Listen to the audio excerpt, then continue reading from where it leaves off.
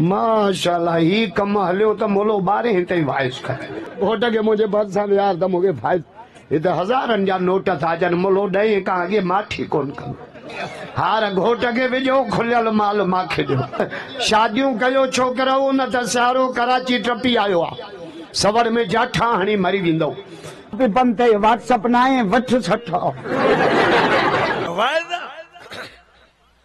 ना है वायद मौलवी ना है मस्करो आ प्लस भी बुधे मनस भी बुधे मस्करो आ मौलवी ना है गैरत के न घुरायो सजे घुरा इंतजार के बाद बुधाए नहीं जो बेन के न बुधा चवे था तू वे लफ्ज मां चवण न थो चाहे कि तकरीर में हंते नेट ते बुधो खुदा जो कसम मां के मौलाना अब्दुल रज़ाक साहब में को रहमतुल्लाह अलैह मास्टर साहब 40 साल असां वाइद करे माण्हू खे क़ुरान ॾे आंदोसीं हे जो नामुराद आयो त मज़ाक न भोगन मस्करी जे माण्हू खे वठी 40 सालनि जी महिनत ते पाणी हारे हे मौलवी आहे पर मूंखे त कुण मुंहिंजो कम नथो करे त मौलवी ने खे घुराइनि कीअं था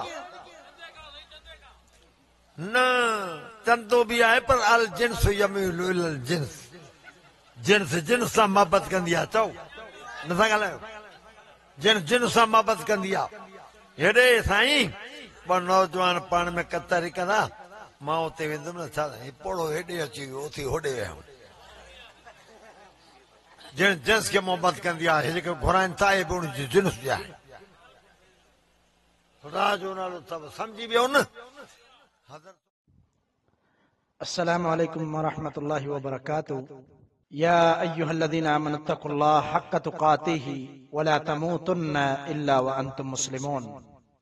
मुआज़्ज़ज़ साथियो, नबी अलैहिस्सलातु वस्सलाम जी एक हदीस आहे पाण सल्लल्लाहु अलैहि वसल्लम फरमायो त ज़माने में क़यामत जे क़रीब अहिड़ा माण्हू ईंदा जेके पाण बि गुमराह हूंदा ऐं माण्हुनि खे बि गुमराह कंदा। इन हवाले सां एक वीडियो गर्दिश भी करे सोशल मीडिया ते जंहिंमें एक मशकरो मौलवी जे नाले सां मशहूर असदुल्ला खोड़ो साहब असगर खोसे सां गॾु वेही करे वीडियो तो ठाहे ऐं हुन में अजीब क़िस्म जो अंदाज़ मज़ाक वारो अंदाज़ खिलण जो तरीक़ो मशकरनि वारो ॻाल्हाइण जो तरीक़ो मशकरनि वारो ऐं जंहिं ॻाल्हि जी शरीयत मुखालिफ़त कई आहे बार बार हर ॻाल्हि ते ताड़ी मिलाइण इन जे बारे में इन जे अकाबिर कुझु ॻाल्हाए चुका आहिनि।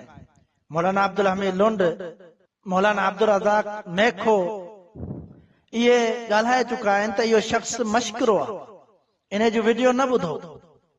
नबी अलैहिस्सलातु वस्सलाम जो फरमान आहे पाण फरमायो वैलुन लिल्लज़ी युहद्दिसु फयकज़िबु लियुदहिक बिहिल क़ौम वैलुल लहू सुम्मा वैलुल लहू।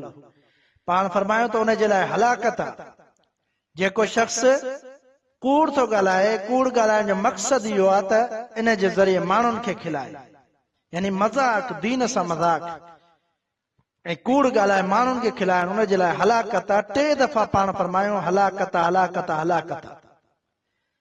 ऐं हीउ शख़्स मौलाना जे नाले सां शुरू थियो ऐं हिन जो हाणे आस्ते आस्ते ख़बर पई पए त हिन जो मक़सदु छा आहे। दुनिया कमाइण जो मक़सदु दौलत कमाइण जो मक़सदु जंहिं शख़्स सां गॾु वेही करे हिन वीडियो ठाहियो उहो शख़्स बि मशहूर ज़माना कॉमेडियन ऐं मशहूर ज़माना मशकरो ऐं हुनजी हौसला अफ़ज़ाई पियो करे दुआऊं पियो करे त अल्लाह से हिनखे कामयाब कर जंहिं कम लाइ हले पियो जेको कमु करे पियो हुन में अञा वधाए ॾीस अञा वधाए ॾीस। अफ़सोस दीन जी ॻाल्हि शरीयत जी ॻाल्हि कराइण खां बजाए अहिड़ी ॻाल्हि करण जंहिंमां को बि अवाम खे फ़ाइदो न थिए। इहो शख़्स मौलाना जे नाले सां मशहूर आहे ऐं जेको शख़्स बि सर्च करे थो सोशल मीडिया ते यूट्यूब वग़ैरह ते त सिर्फ़ इन जी मज़ाक ऐं मस्करी ॿुधण जे लाइ मज़ाक ऐं मस्करी दीन सां मज़ाक करणु मामूली कमु न आहे। इहो मर्तबो ऐं मक़ाम नबी अलैहिस्सलातु वस्सलाम जा वारिसन उलमा ऐं उन्हनि जो मक़ाम ऐं मर्तबो छा आहे। सैयदना उमर रज़ियल्लाहु तआला अन्हु हदीस ॿुधंदा या सहाबा जूं कई मिसालूं मौजूद आहिनि त उन्हनि जी अखियुनि मां लुड़क वही ईंदा, अल्लाह जो ख़ौफ़ उन्हनि ते तारी थी वेंदो।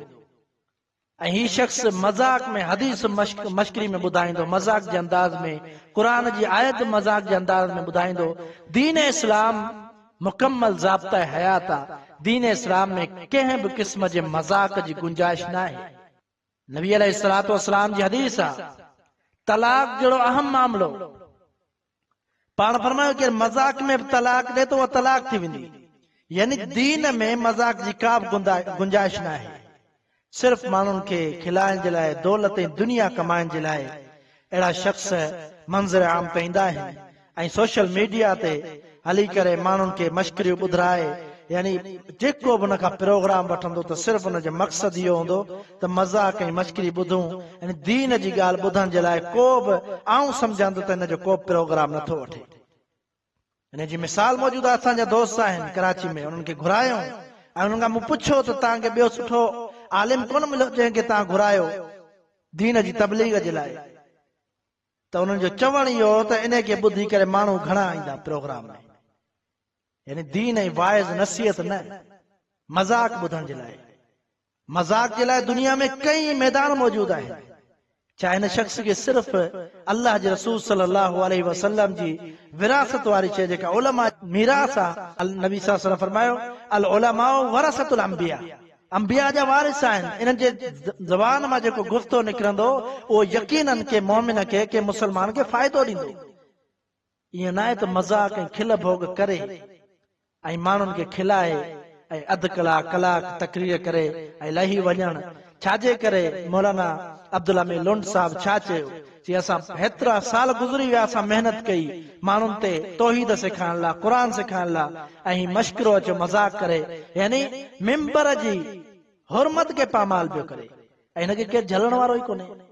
इन करे देवबंद जो उलमा बि तरदीद कई हिनजी ऐं हिनखे समझाइण जे लाइ कई उलमा बयान ॾिना, पर हिनखे सम्झ में नथी अचे। यकीनन इन जो मक़सदु सिर्फ़ दौलत कमाइण आहे। अहिड़े शख़्स जो सहारो वठणु जेको पाण ई माण्हुनि खे कूड़ ॻाल्हाए, मश्करियूं करे, भोग करे, गाना ठाहे माण्हुनि खे खिलाए थो। असदुल्ला खोड़े जो कमु इहो त उनखे नसीहत करे आयो, पर उन जे ज़रिए पंहिंजी पज़ीराई हासिल करणु, यानी दीन खे, इस्लाम खे ऐं इल्म खे हेठि करणु। अहिड़े शख़्स ॾे पंहिंजी पज़ीराई लाइ वञणु जंहिं शख़्स ॾे को आलिम वञणु पसंदि ई न करे, उन ॾे वञी पंहिंजी पज़ीराई, पंहिंजा चैनल जा ऐलान करे उनजो सहारो वठे त हिन वटि कहिड़े क़िस्म जो इल्मु आहे। ऐं अहले इस्लाम जेके बि मुंहिंजा मुसलमान भाउर आहिनि, ईमान वारा, उन्हनि खे इहा अपील आहे, गुज़ारिश आहे त इन शख़्स खे ॿुधणु बंदि कयो ऐं इन शख़्स खे शेयर करणु बंदि कयो। जेकॾहिं तव्हां शेयर कयो, तव्हां हिनखे ॿुधो ऐं तव्हां हिनखे सपोर्ट कयो त यकीनन इन जे गुनाह में ऐं इन जे नाज़ेबा अल्फाज़ में तव्हां बि शामिल थी वेंदो।